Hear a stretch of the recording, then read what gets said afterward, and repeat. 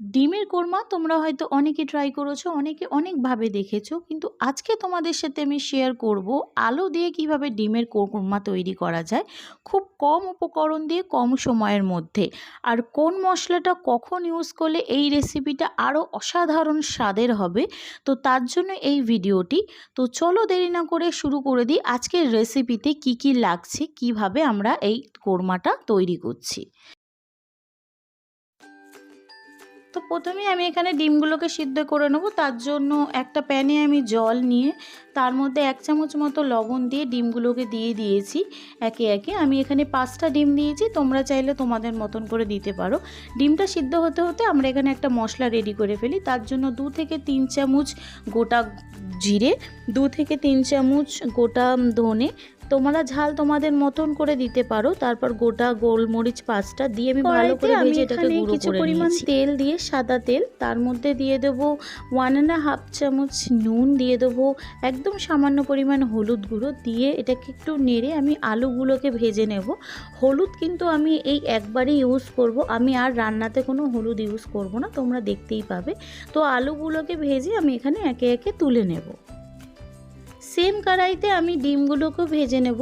তো আমি এখানে আর হলুদ ব্যবহার করব না, সে একটু নুন দিয়ে আমি ডিমগুলোকে হালকা করে জাস্ট গাটা একটু কালার চেঞ্জ হলেই আমি ডিমগুলোকে ভেজে তুলে নেব।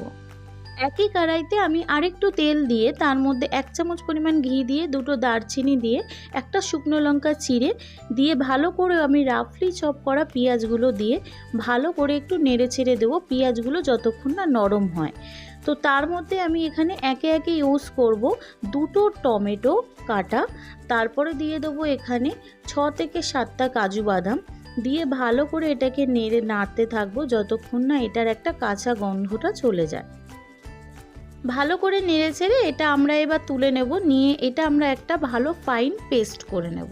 সেম কড়াইতে আমরা তেল দিয়ে ওখানে পেঁয়াজকে পেস্টটা আমরা দিয়ে হালকা করে নেড়ে ছেড়ে দেবো যতক্ষণ না গা থেকে তেলটা ছাড়ে। তো যারা তোমরা আমার ভিডিও দেখছো তাদেরকে আমার তরফ থেকে সত্যি অনেক অসংখ্য ধন্যবাদ। প্লিজ রিকোয়েস্ট করছি একটা লাইক করে দিও, কারণ তোমাদের একটা লাইকে আমার নেক্সট ভিডিওর মোটিভেশন বাড়ে। তো চলো দেখে নিই এবার আমরা এখানে একে একে কী কী মশলা ইউজ করে রেখেছি। আমার আগে থেকে করে রাখা আদা রসুনের পেস্ট, তার মধ্যে কাঁচা লঙ্কা কড়া রাখা ছিল, তো সেটা আমি এখানে 2 চামচ ইউজ করেছি। ইউজ করলাম 1 চামচ মতো আমাদের মশলা যেটা আমরা করেছিলাম, দিয়ে দিলাম 1 চামচ মতো লঙ্কার গুঁড়ো, 1 চামচ মতো জিরের গুঁড়ো দিয়ে ভালো করে এটা মশলাটার সাথে মাখিয়ে নেব। মাখিয়ে এটাকে একটু একদম মিডিয়াম ফ্লেমে কুক করব। ততক্ষণ কুক করব যতক্ষণ না এর গা থেকে একটু তেল না ছাড়ছে।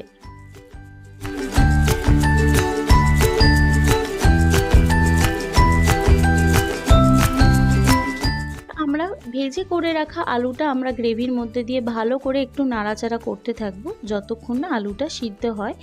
মনে রাখবেন এই রেসিপিটা একদম লো আঁচে করবেন, কারণ এখানে কিন্তু আমি জল ইউজ করব না একদমই। তো এটা আমি 2 মিনিটের জন্য ঢাকা দিয়ে রেখেছিলাম যাতে আলুটা ভাপে সিদ্ধ হয়ে যায়। তো ঢাকাটা খোলার পর তোমরা দেখতেই পাচ্ছ তেল ছেড়ে দিয়েছে হালকা হালকা। তো আমি এটাকে আরও একটু ভালো করে নেড়ে ছেড়ে দেবো। আলুটা হালকা সিদ্ধ হয়ে আসলে সেম গ্রেভিতে আমরা দিয়ে দেবো আমাদের ভেজে রাখা ডিমগুলো, দিয়ে ভালো করে একটু নাড়াচাড়া করে নেব ডিমগুলোর মধ্যে যাতে মশলাটা ভালো করে ঢুকে যায়। তো তোমরা দেখতেই পাচ্ছ আমি একদম হালকা হালকাভাবে এটাকে নাড়াচাড়া করে এটাকে কুক করব আমি 2 থেকে 3 মিনিটের মতো।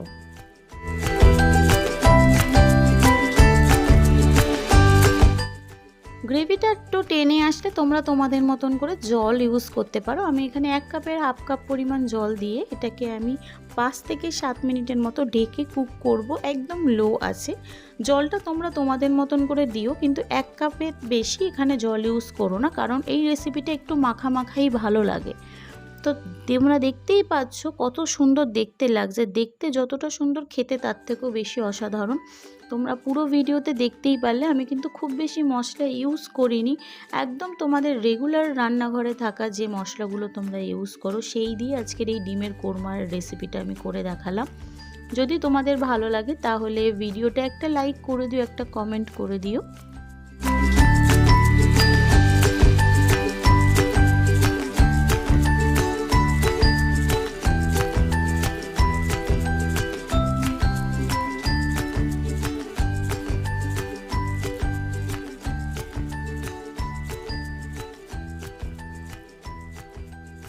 নামানোর আগে আমি এখানে দিয়েছি 1 চামচ মতো গরম মশলা গুঁড়ো আর একটু কসুরি মেথি।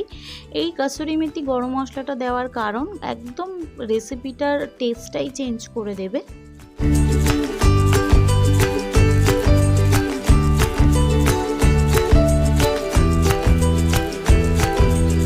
তোমরা দেখতেই পেলে আমি আজকের ঘরোয়া পদ্ধতিতে একদম আলু দিয়ে ডিমের কোরমাটা কিভাবে রান্না করলাম। তোমরা স্টেপ বাই স্টেপ ঠিক এইভাবে রান্না করার চেষ্টা করো।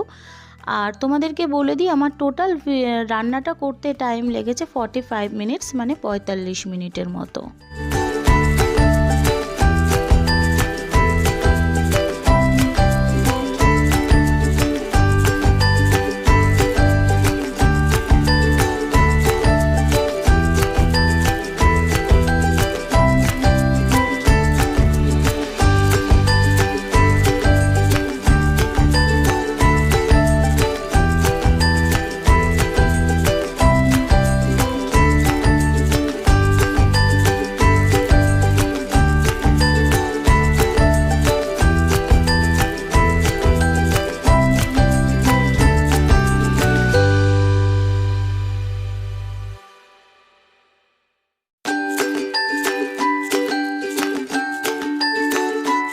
তো চলো আজকের আলু দিয়ে এই ডিমের কোরমার রেসিপিটা আমি এখানেই শেষ করছি। আবারও বলছি, যদি এই রেসিপিটা ভালো লাগে প্লিজ একটা কমেন্ট লাইক করে দিও। তো চলো বন্ধুরা, দেখা হচ্ছে একটা নেক্সট রেসিপি নিয়ে। ততক্ষণের জন্য থ্যাংক ইউ সো মাচ সবাইকে।